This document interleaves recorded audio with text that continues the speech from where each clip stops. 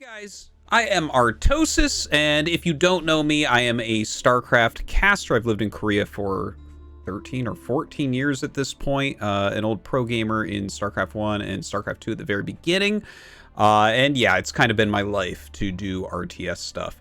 And a lot of people have been asking me what my first impressions are of Age of Empires 4. Now, again, I come from StarCraft 1 and StarCraft 2, so I'm looking at everything kind of through that lens.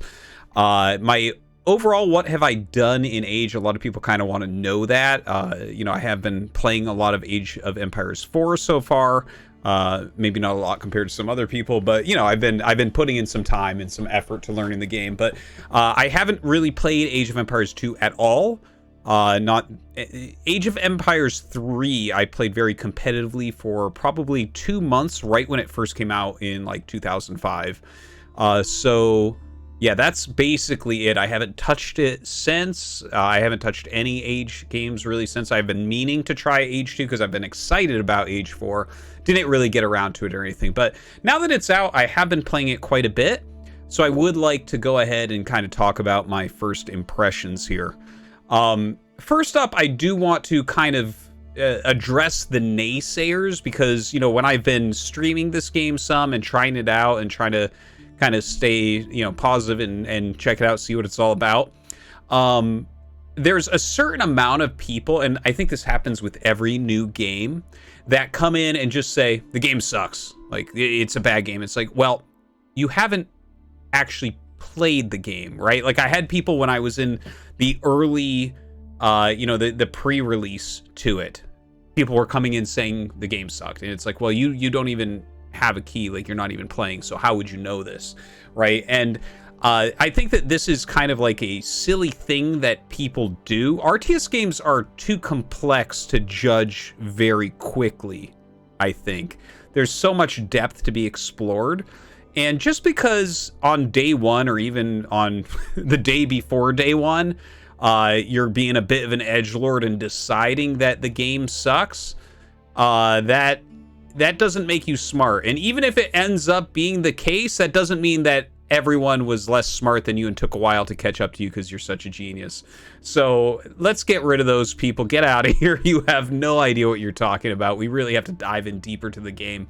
But honestly, my first impressions of it, I like the game quite a bit. I think Relic did a really great job. So okay, so for RTS, they kind of dumbed it down a little bit as far as the controls go. I think they try to make it a little bit intuitive, the way that you build things.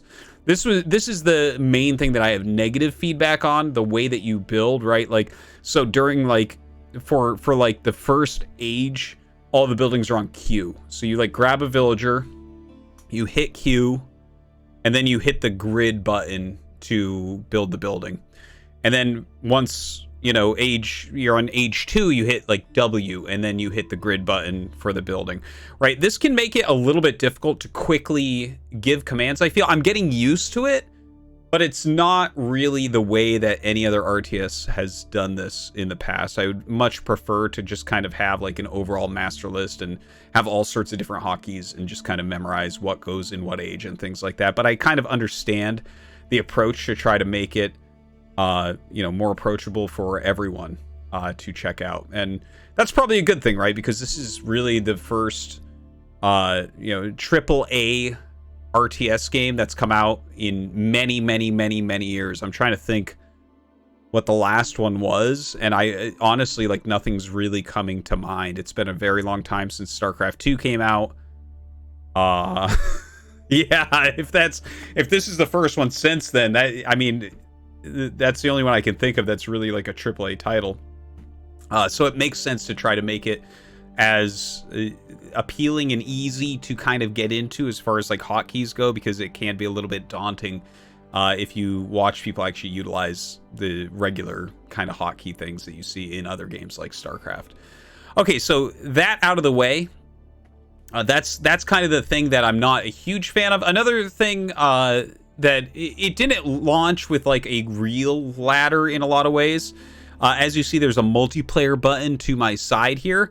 And you can click that and get something called a quick match, which technically has a ranking, but you have to look it up in a browser. It's not within the game itself. Here, I'll just show it real quick. This is within a browser right there.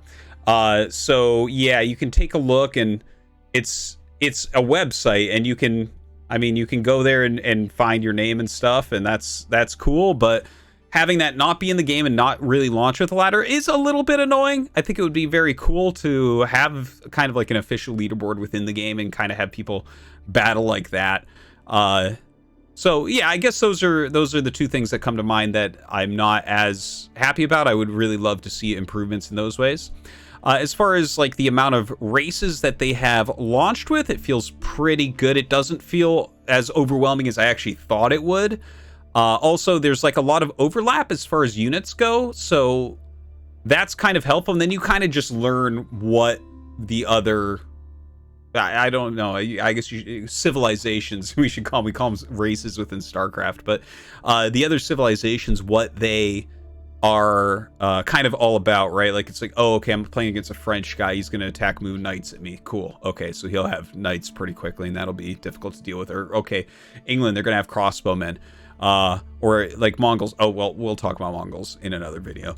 But yeah, it's kind of cool because there's definitely, it feels different playing the different races. It feels like there's different things that you're trying to get done. I find it interesting kind of learning that as I go through. Like, I played against a Russian player and they killed all the deer, and I'm like, oh, that's a very different thing that you're supposed to be doing in the beginning of the game. That's really cool. Okay, so what are the other things that about the game? I guess another question I've been getting a lot is, does this have what it takes to be an esport? And that's always a question that I'm always really confused about. It's like, well, any game, I guess, that people want to play against each other in is an esport to some degree. It's like when Hearthstone came out, a lot of people were just kind of asking that all the time. Like, oh, can Hearthstone be an esport? It's like, what is this? What is this kind of meta question? Is this some sort of philosophical thing? If people compete against each other in tournaments, then I guess it's an esport. Now, I think probably the bigger underlying question people are wondering is this a game that can be really big within esports? And I mean, that's something that we just don't really know yet. Is this going to spark a huge community? Obviously, it's a very popular game right now. A lot of people are playing. It's really cool to see people from everywhere, right? I saw like streaming on Twitch. We've had like Day9 and Grubby and Sneaky from League of Legends. Obviously, a ton of StarCraft 2 people, a ton of Age of Empires 2 people, and, you know, just people from everywhere kind of coming together and playing this new RTS, and everyone seems really excited about it. So it's like it's a very cool time. I haven't seen this type of participation in any new game, any new RTS game since StarCraft 2 released. So that's like really refreshing, and that's really nice to go along with it.